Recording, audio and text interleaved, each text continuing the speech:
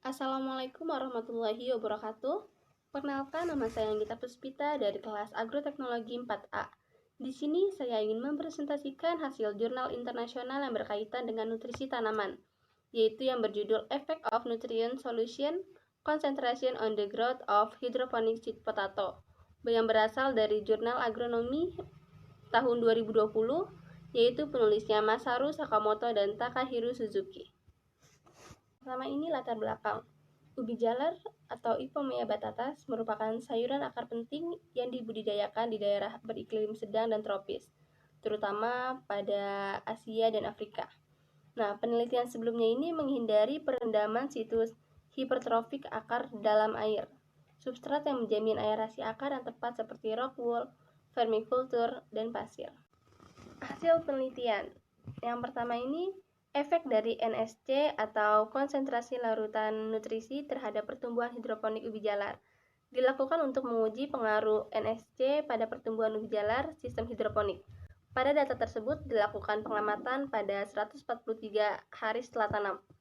FV atau fresh weight pucuk paling tinggi pada larutan hara dengan EC tinggi. EC itu konduktivitas listrik.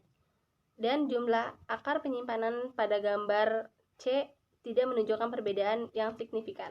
Kedua yaitu efek dari variasi di NSC terhadap pertumbuhan hidroponik ubi jalar. Pada percobaan kedua diukur pada 3 waktu, yaitu 3 hari setelah tanam, 73, dan 153 hari setelah tanam. Tidak ada perbedaan signifikan yang terdeteksi di antara perlakuan pada setiap titik waktu. Padahal kandungan klorofil daun tanaman HH dan LH pada 155 hari setelah tanam tinggi dibandingkan HL dan LL.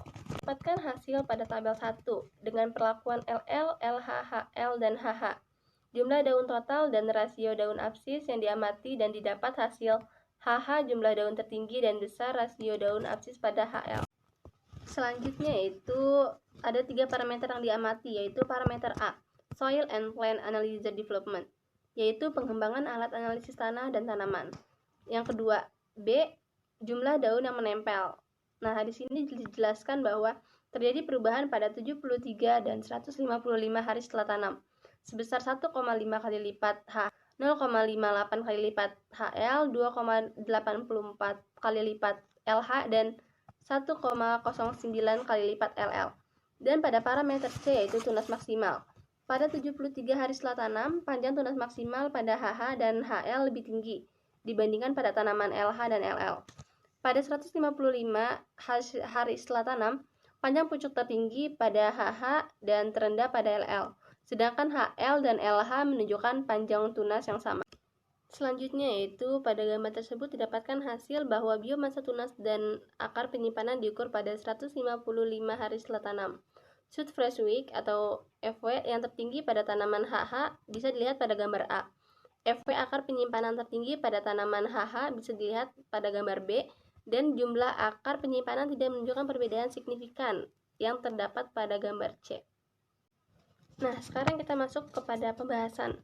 Dalam percobaan 1, pertumbuhan tunas dan akar penyimpanan ditingkatkan karena NSC meningkat, dan pada percobaan kedua, jumlah akar penyimpanan lebih tinggi dibandingkan percobaan 1, disebabkan adanya perbedaan periode kultivasi antar percobaan. Selanjutnya yaitu pada pemberian pupuk N berpengaruh terhadap pertumbuhan. Nah, pada percobaan 2, yaitu penyimpanan FW, tidak menunjukkan perbedaan signifikan antara tanaman HL dan LH, menunjukkan bahwa pemberian N dosis tinggi tidak penting untuk pengembangan akar penyimpanan. Dan pada biomasa pucuk dan jumlah daun total lebih tinggi pada tanaman LH dibanding tanaman HL. Yang terakhir ini yaitu kesimpulan. Dibandingkan dengan sistem hidroponik tanah tradisional, hidroponik ubi jalar lebih hemat bahan penyerap tanah dan dapat dilakukan di mana saja. Selain itu, hidroponik dapat secara efisien memanfaatkan komponen hara, karena komponen yang disuplai tidak tersebar ke tanah. Nyatanya, hampir semua unsur hara dapat diserap oleh tanaman pada penelitian-penelitian sebelumnya. Pada NSC yang dikasih perlakuan tinggi dan rendah tidak memiliki pengaruh yang signifikan terhadap penyimpanan akar. Tetapi NSC yang tinggi mempengaruhi pertumbuhan tunas semakin meningkat. Hidroponik dapat digunakan sebagai alat efisiensi daya ubi jalar karena bersifat fleksibel dalam memanipulasi unsur hara. Sekian dari saya, kurang lebihnya saya mohon maaf. Wabillahi taufiq wal hidayah. Wassalamualaikum warahmatullahi wabarakatuh.